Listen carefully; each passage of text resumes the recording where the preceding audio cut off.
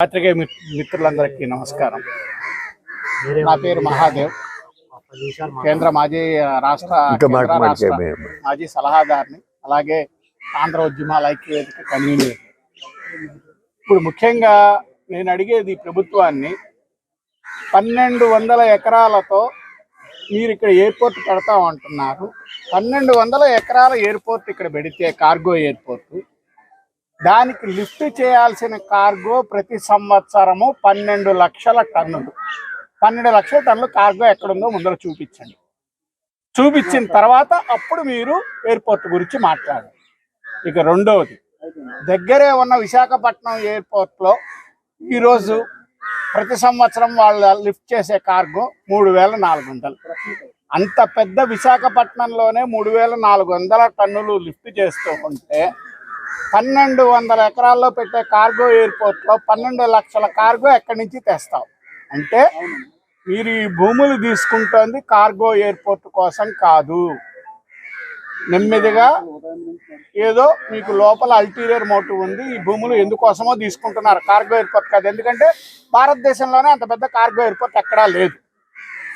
So ఇక రెండో విషయం, మీరు నిజంగా ఈ ప్రాంతాన్ని అభివృద్ధి చేయాలి అనుకుంటే, ఉద్యానవనబడే ఈ ఉద్యానవనాన్ని అభివృద్ధి చేయాలనుకుంటే,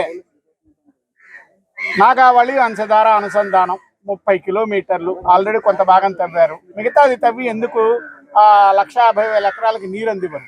వృధాగా 50 టీఎంసీల నీరు ప్రతి సంవత్సరం పోతుంది కదా సముద్రంలో. ఆ పని చేయొచ్చు నిజంగా అభివృద్ధి చేయాలంటే.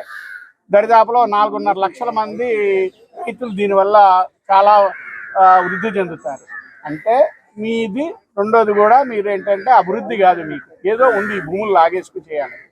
అయితే ఇప్పుడు మీకు పత్రికాముఖంగా ఈ ప్రభుత్వంలో ఇప్పుడు శిరీష్ గారు, రామ్మోహన్ నాయుడు గారు చాలా వాటిల్లో నేను చూశాను, అభివృద్ధిని అడ్డుకుంటున్నారు, ఈ ప్రాంతంలో ఉద్యోగాలు వస్తాయని. మరి రామ్మోహన్ నాయుడు గారు అయితే 5 లక్షల ఉద్యోగాలు వస్తాయన్నాడు. మరి ఆయనకు 5 లక్షల గమ్మత్తైన ఫిగర్ ఎవరు చెప్పారో నాకు తెలియదు, కానీ ఆయనకి చెప్తున్నా, అయ్యా రామ్మోహన్ నాయుడు గారు, నాయిడాలో 1,00,000 టన్నులు లిఫ్ట్ చేసే కార్గో ఎయిర్పోర్ట్లో ఉన్న ఉద్యోగుల సంఖ్య 8,000 నుంచి 12,000 మాత్రమే. అలాంటిది మీరు ఇక్కడ 5 లక్షల ఉద్యోగాలు ఎలా తెస్తానంటున్నారో తెలియటల్లా. ఒకటి. రెండు, మీరు కార్గో ఎయిర్పోర్ట్ ఇక్కడ పెట్టడానికి గల స్టడీ రిపోర్ట్ మీ దగ్గర ఏముంది?